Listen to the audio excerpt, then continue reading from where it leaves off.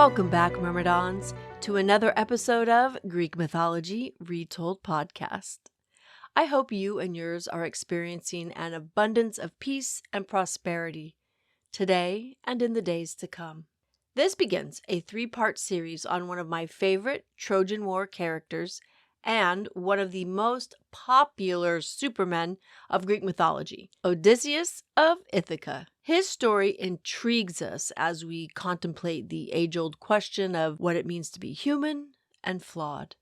And if we're honest with ourselves, we enjoy reading about someone who can think themselves out of a jam time and time again. It seems that every generation reinvents and re-examines Odysseus and his journey through the 10 years of siege warfare, fantastical trials and temptations, and his yearning for one woman, his wife, Penelope, and of course, home. In 1997, we saw Odysseus in the TV series The Odyssey. In Troy 2004, Odysseus voyaged to the underworld in 2008, and Troy the Odyssey in 2017, and the 2018 Netflix production of Troy Fall of a City. And in 2026, we will get yet another interpretation by Christopher Nolan in his film, The Odyssey. I, for one, hope it meets all of the hype. For those of us who love Homer, we might be the most critical of how these stories are portrayed because we have developed personal connections with the characters that we love in them, like Odysseus. Each portrayal gave us a unique look at the many layers of the king of Ithaca. We see Odysseus the trickster, the silver-tongued, and his less talked about ruthless side. What we will see from Nolan's upcoming film is anyone's guess, but I am sure that we are here for whatever it may be. His story has been retold in books as well as film. Some classics are King of Ithaca by Glyn Iliff and Black Sails Before Troy by Rosemary Sutcliffe. Most recently, You Are Odysseus by L. Jenkins Brown, where the reader steps into Odysseus's sandals and decides which way to turn. Odysseus is also featured as a main character in Madeline Miller's Circe and, of course, in my Homeric Chronicles series, with the last 3 novels locking in on Odysseus from the end of the Trojan War to his death at the hands of his son Telegonus. And there was the most recently produced off-Broadway play, 12 Maids, written and produced by Amanda Fischler, exploring the experience of the maids and Odysseus's wrath when he returns. And how can I overlook the wildly popular epic The Musical, produced by Jorge Rivera Herons, following the roller coaster of Odysseus's life? What is this continuing fascination with Odysseus about? For starters, Homer gave us the thinking man's hero after we had Achilles, who was every man's warrior in the Iliad. Although physical prowess was admired among the Greeks, we see that Odysseus was admired for his mental strength and his cunning. Odysseus is credited with the design of the Trojan Horse and implementing the behind enemy lines ambush of Troy, which we will get to later. It's Odysseus's ability to roll with the punches that we admire. He is the epitome of human endurance, where adaptability and intellect trump brute strength. Perhaps somewhere in our collective mind, we know that we can't all be the strongest like Achilles, and the nature of Odysseus feels perhaps more relatable. But where does Odysseus get all of this cunning? We need look no farther than his parents, his mother to be exact. Odysseus's father was Laertes, son of Arcesius and Chalcomedusa, and his mother was Anticlea, daughter of Antilochus and Amphithea. Of all Odysseus's grandparents, Antilochus is probably the most interesting and influential ancestral figure. It's presumably through his grandfather Antilochus that Odysseus learns about bending the truth to serve his purpose and how to be a successful thief. In Book 19 of the Odyssey, lines 395 to 397, we read that Antilochus excelled all men in thieving and perjury, for Hermes himself had given him these arts. End quote. It was said that Antilochus could never be caught, which is probably how he stockpiled a good deal of his possessions and why people held grudges against him. Pseudo-Apollodorus in the library, 1:9:16, makes the claim that Hermes is actually Autolycus's father, which would make Odysseus Hermes' great-grandson. Such a divine lineage, whether directly or indirectly acquired, neatly explains Odysseus's natural cleverness, the wily Odysseus, his love of wordplay, the "I'm nobody" used with the Cyclops, and his gift for disguise, the beggar ruse used to infiltrate behind enemy lines, like with the suitors, or to deceive someone like a young Achilles in Skyros. So it seems that cunning ran in Odysseus's blood, learning various tricks of deceit, not as criminal acts, but as art. Kind of like Ocean's 11. They were skilled artists of the complex heist, to be admired for what they could pull off that nobody else could. Maybe even like the Spartans training young boys in the agoge to steal and not get caught, the honor resting in not getting caught. From the Odyssey, Book 19, lines 390 to 470, Homer recounts how Odysseus got his name and the boar hunting incident that resulted in Odysseus's famous scar. The story goes that Autolycus lived on Mount Parnassus and came to Ithaca when his daughter Anticlea gave birth to the long-awaited and much-wanted child. Being that childbirth was a precarious time in a Bronze Age woman's life, it's not surprising that a caring, doting father would have made the long journey to Ithaca to his daughter. If you're interested in learning more about Bronze Age childbirth, I highly recommend Dr. Emily Hauser's book, Penelope's Bones.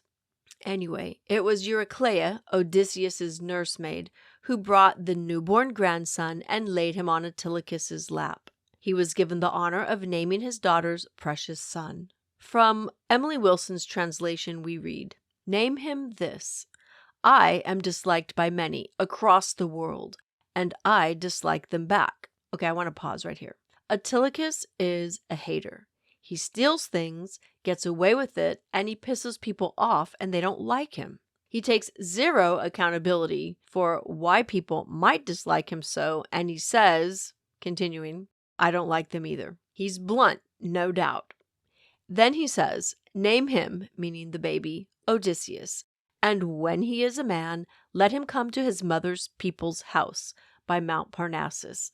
I will give him treasure and send him home rejoicing." Odysseus means the angry one, or he who is hated.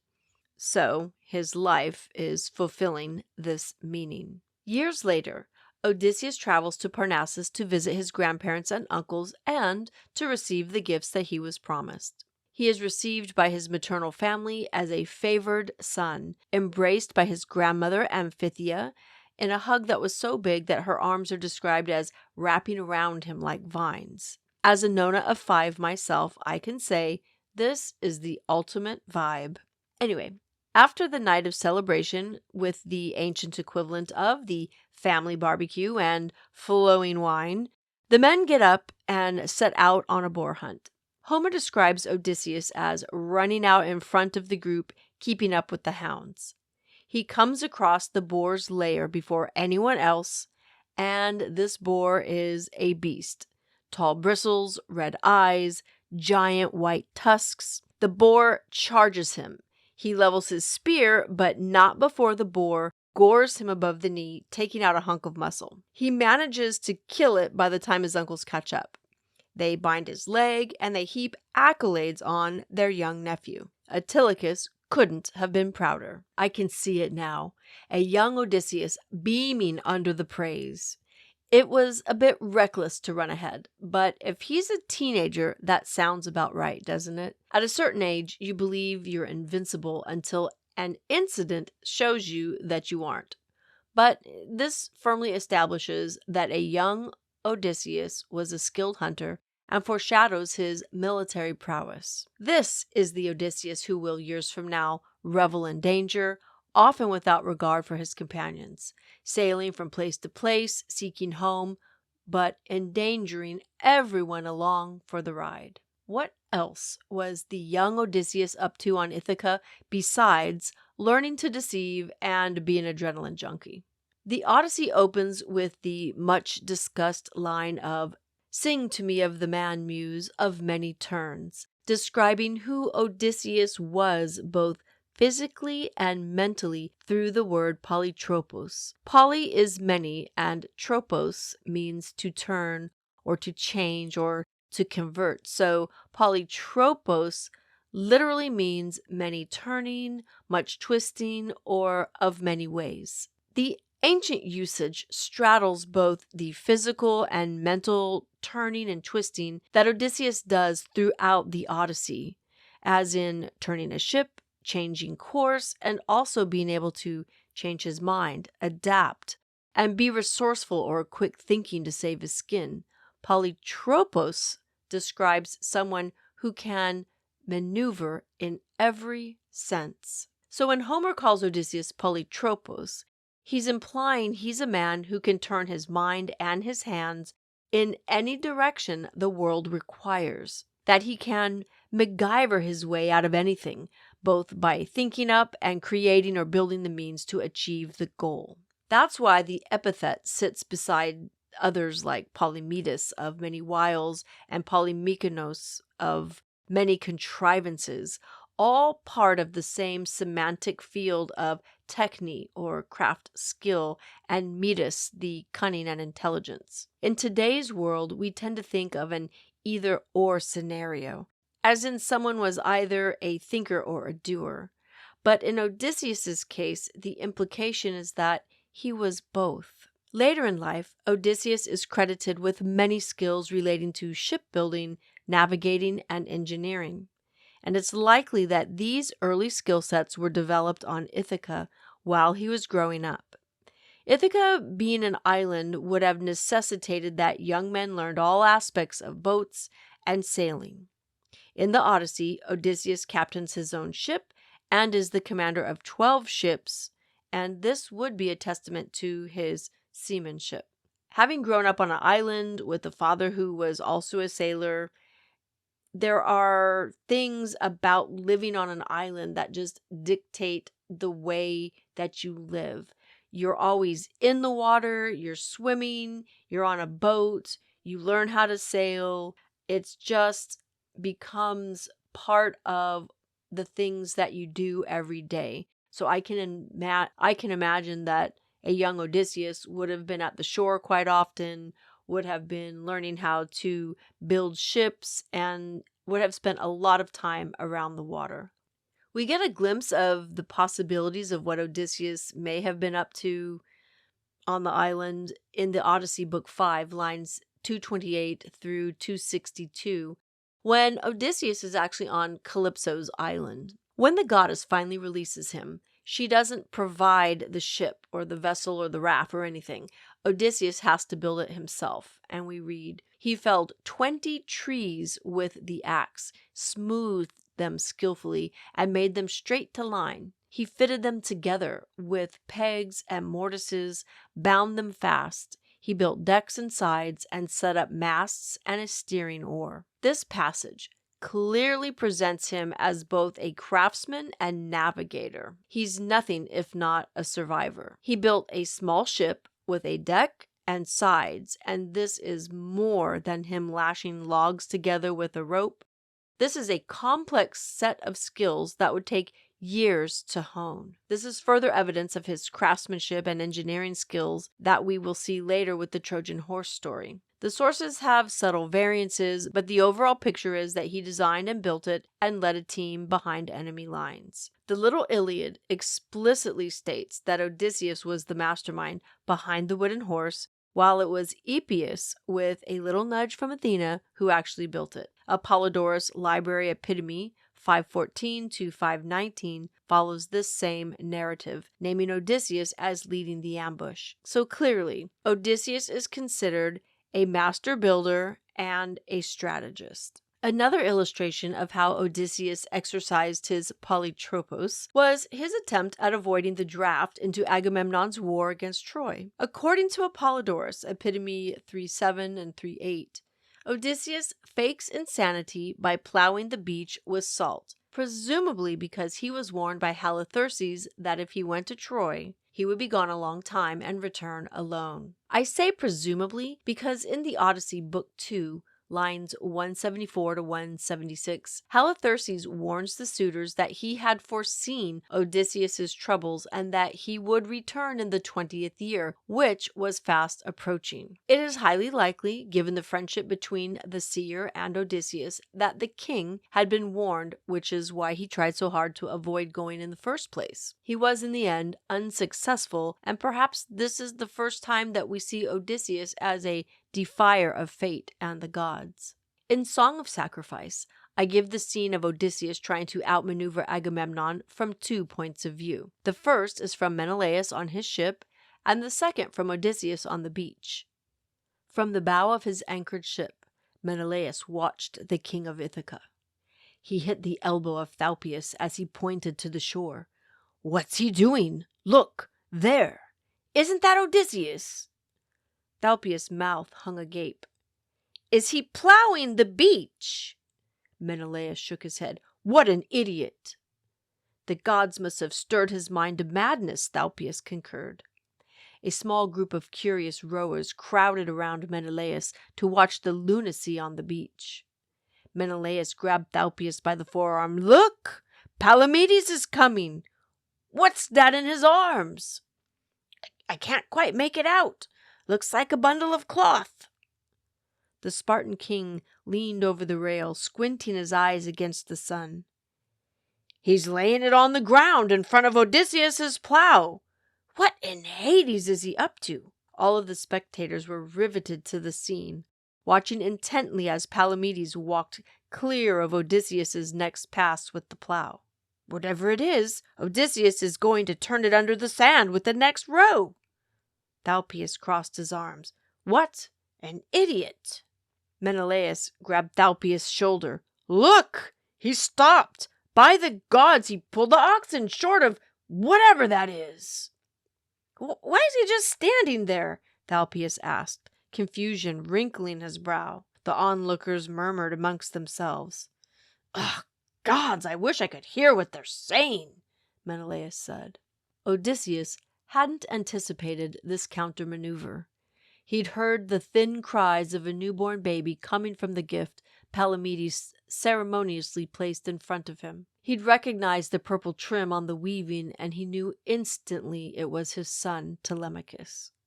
So Agamemnon was putting him through a test of his own. The choices were plain enough to Odysseus. He could kill his son and remain with Penelope, losing everything that he held most dear, forever. Or he could reveal his sanity, save his son, and save his family, only to lose them for 20 years. He pulled the seed bag off his shoulder, letting it sag to the ground, spilling the precious salt. He dropped the oxen's reins, their hooves sinking into the soft sand. The heavy beasts snorted and their nostrils flared, sniffing the tangy sea air. Slowly, Odysseus gently scooped up the swaddled bundle, hugging it to his chest. With a hand calloused by shipbuilding and farm work, he tenderly lifted a corner of the blanket. His tiny son's face squinted in the bright light before wailing loudly. Odysseus abandoned the salt bag, the oxen, the plow, and his hopes of avoiding war on the shore behind him. As the young king walked up the beach, cradling the baby with one strong arm, he locked eyes with Palamedes, who stood with arms crossed over his chest in smug satisfaction. When Odysseus was shoulder to shoulder with him, he stopped and faced him. "You've cost me my wife and my son. You watch yourself, my friend. I might be gone for years, but you'll never see home again. By Athena, I'll make sure of that." Palamedes' eyes rounded, but he said nothing. Clearly, this plowing the beach story is intended to show Odysseus's cunning as a strength and as a curse. It's a curse because his cunning leads him to believe that, through his sheer will, he can outwit fate. Agamemnon weaponized this trait multiple times during the war by sending him on crucial missions where the war's outcome depended on Odysseus to do what he did best, And Odysseus was the one who tricked Achilles into giving himself up on Skyros, got Chryseis to accept Agamemnon's apology, persuaded Neoptolemus to join the war, and cajoled Philoctetes to pick up his bow and arrow to help the Greeks win the war after they had previously abandoned him. And what discussion of Odysseus would not be complete without talking about his choice of wife, Penelope, and why she was the one for our wily young king. Odysseus had gone to Sparta like so many other noblemen, princes, and kings. With Helen's hand at stake, why did he choose her cousin, Penelope, instead? I can imagine that for someone like Odysseus, he would be attracted to someone's mind, not just beauty or pedigree. While 100 men were ogling and drooling over Helen, he was taken by the quiet princess.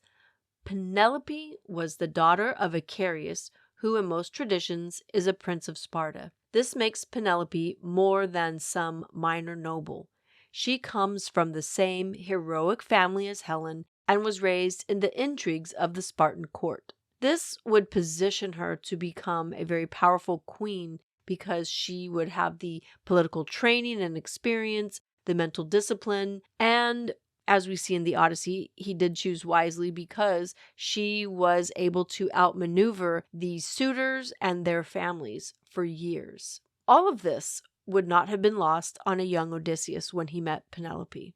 He was likely drawn to her for all of these reasons. And once he set his sights on Penelope, her father would only consent if he won a foot race against any of the other suitors. In Song of Sacrifice, chapter 53, I tell a new story about Odysseus's cunning, driven by his jealousy. Here's Odysseus executing his strategy to win the race so that he would be the one to claim Penelope.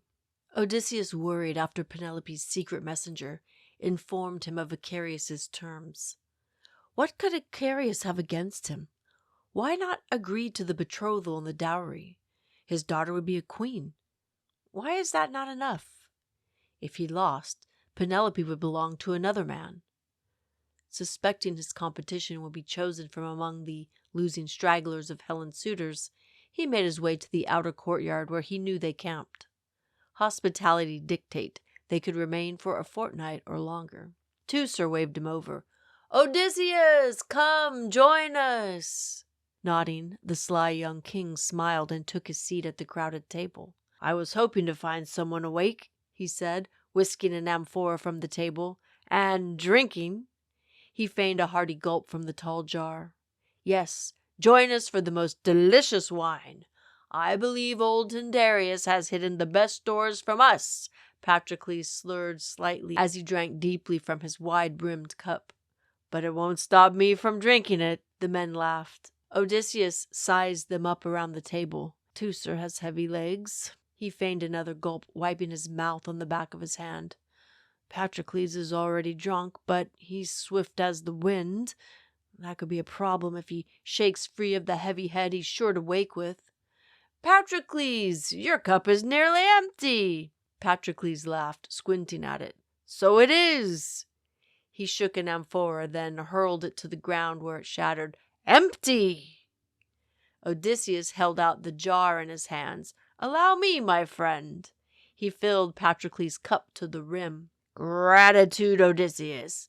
Generous Odysseus. Hey, I heard it was you who put the oath idea in Tyndareus' head." Shrugging, Odysseus said, "Tyndareus keeps his own counsel. Perhaps it was Diomedes." Diomedes spat out a mouthful of wine. Look what you made me do. Still can't believe I took that damned oath." Swigging another gulp, he stood and stretched his limbs. "But my consolation will be the lovely Penelope." Odysseus' eyes nearly fell out of his sockets. "Athena!" Diomedes was carved like a god, tall, wide through the shoulders, all muscle and youth. His beard was merely more than a shadow along his jaw, the mark of a man newly come into his strength. He moved as though nothing in the world had yet checked him. If he is victor, Odysseus couldn't even finish the thought. You'll have to win that race first." Drunken laughter sounded round the table. Diomedes laughed loudest and then finished his wine. "I'm for sleep. I've a race to win tomorrow, as our Lord Odysseus has reminded me." "So soon?" Odysseus goaded. "You're the youngest here. Will you let it be said that a bunch of old men can drink more than the giant Diomedes?" More drunken laughter. Diomedes scoffed at the idea. "Pour the wine, old man." Odysseus poured Diomedes a generous cup, feigning another heavy draught for himself. "Tyndareus is definitely keeping the best of his stores from us. Who else has entered the race for Icarius's daughter?" Teucer grinned. "I'd take Icarius's daughter any night." Diomedes snorted. "Did Trojans even know how to keep a woman satisfied?" Teucer slammed his cup down. "I'm as Greek as any of you bastards, and I can satisfy any woman foolish enough to doubt it." A short, stout man named Eumelus nodded. "I won't pass it up. I'm not likely to win, but who knows who the gods will favor?" Teucer said, "There's the sharp truth of the matter." Clydius, the eldest of the gathered men, added, "The gods love to cut us with their truths. We, busy with suffering, bleed for their amusement." Patroclus nodded. "The gods bend us over every chance they get." "Not all of us," Eumelus said. "You should be wary of speaking such things aloud, Patroclus. You suppose the gods can't hear you?" Patroclus looked up into the night, twinkling with silver jewels. "Are you listening up there? If I've offended you, strike me down." Everyone held their breath, expecting Patroclus to be struck down by a lightning bolt or a spear or plague. But nothing happened in the silence. "They sleep," Patroclus said, reaching to pull the wax plug from a fresh amphora. "Wine?" Cups were raised again. Wine splashed onto the table. Odysseus smiled behind his hand. "Good. Keep drinking." "I was sorry to hear about your brother, Clydius." The old man's eyes shone. "Iphitus deserved better than what Heracles gave him. Do you still have that bow he gifted you?" "It hangs in my hall," Odysseus said. "That was my first true adventure, and his last." Odysseus lifted his cup. "To Iphis." They drank deeply. When dawn's rosy fingers crept across the sky, the suitors finally staggered off to their beds. To a man unsteady, heavy-limbed, and dulled by excess. Odysseus watched the courtyard empty, then turned away without a word and went to claim what little sleep he could. As we know, Odysseus wins the race and marries Penelope. These two, Odysseus and Penelope, are bound not by sentimentality or appearance, but by their intellect. Their relationship is a continual exchange of tests and riddles and deceptions, where recognition comes through mental parity rather than just emotion.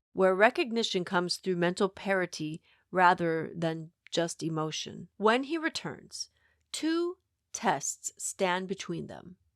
First, they speak, and she welcomes the beggar Odysseus and extends the required hospitality. Penelope then sets up the bow challenge, knowing only her Odysseus could do the impossible task. Then she tests Odysseus by telling him their marriage bed will be moved out into the hall because he won't be sleeping with her because too many men have tried to trick her. This is when Odysseus blows a gasket, and he tells her that no one could move the bed because it was rooted to the ground, and he should know because he built it. Only then, after the tests had all been passed, were Odysseus and Penelope reunited. The long 20 years of longing and hoping were finally over, and he is drawn to minds that can meet his own. Strategy, wit, and metis are the true language of his desire. Their reunion unfolds as an intellectual reckoning before it becomes an emotional one, a deliberate choice by Homer that shows love for Odysseus requires equality of mind. Penelope is irreplaceable, not just because she waited, but because she understood him and proved it time and time again. Well, that's part 1 of 2 for Odysseus the Trickster King, and I hope that you have enjoyed diving into Odysseus's cunning and wily roots and his mental match with Penelope. The next part of the Trickster King will focus on Odysseus's time in the Trojan War. As always, I thank you for listening and supporting Greek Mythology Retold. Please give a like or rating on your favorite podcast platform, and feel free to reach out on social media with any comments or questions that you might have. I do love to hear from you. Well, that's it for now. So drink your wine and be merry, Myrmidon.